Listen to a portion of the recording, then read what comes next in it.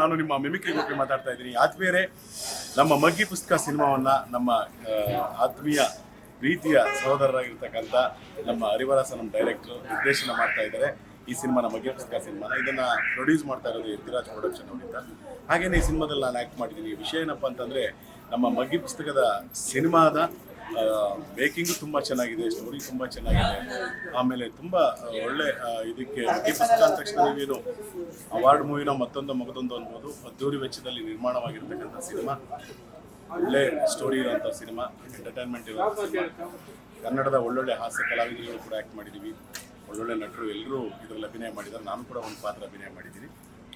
ಆಮೇಲೆ ಸಿನಿಮಾದಲ್ಲಿ ಆಡಿಯೋ, ಪ್ರತಿಯೊಂದು ಹಾಡು ಸೊಗಸಾಗಿದೆ, ಸುಮಧುರವಾಗಿದೆ, ಅರ್ಥಗರ್ಭಿತವಾಗಿದೆ. ಇದು ಯೂಟ್ಯೂಬಲ್ಲಿ ಬಿಟ್ಟರೆ ತುಂಬ ಜನ ಕೇಳ್ತಾನೆ ಇರ್ತಾರೆ. ಎಲ್ಲ ತುಂಬ ಸೊಗಸಾದಂಥ ಹಾಡುಗಳು, ಸುಮಧುರವಾದಂಥ ಹಾಡುಗಳು. ಅಷ್ಟು ಸಾಂಗ್ಸ್ಗಳೆಲ್ಲ ಸಾಂಗ್ಗಳು ಸೂಪರ್ ಆಗಿದೆ. ನಾನು ಕೇಳಿದೆ, ನೋಡಿದೆ. ಸಿನಿಮಾಟೋಗ್ರಫಿ ಅಂತೂ ಬೊಂಬಾಟಾಗಿ ಬಂದಿದೆ. ಅದರಿಂದ ಇಡೀ ಸಿನಿಮಾ ಭಾಳ ಮಗ್ಗಿ ಪುಸ್ತಕ ಅಂತಂದರೆ ನೀವೆಲ್ಲರೂ ನೋಡಬೇಕು. ಆ ಸಿನಿಮಾ ಇನ್ನೇನು ರಿಲೀಸ್ ಆಗುತ್ತೆ. ನಿಜವಾಗ್ಲೂ ಒಂದು ಉತ್ತಮ ಸಿನಿಮಾದಲ್ಲಿ ನಾನು ಅಭಿನಯ ಮಾಡಿದ್ದೀನಿ ಅನ್ನೋ ಹೆಮ್ಮೆ ಇದೆ. ಮಗ್ಗಿ ಪುಸ್ತಕ ಸಿನಿಮಾಗೆ ಆಲ್ ದ ಬೆಸ್ಟ್.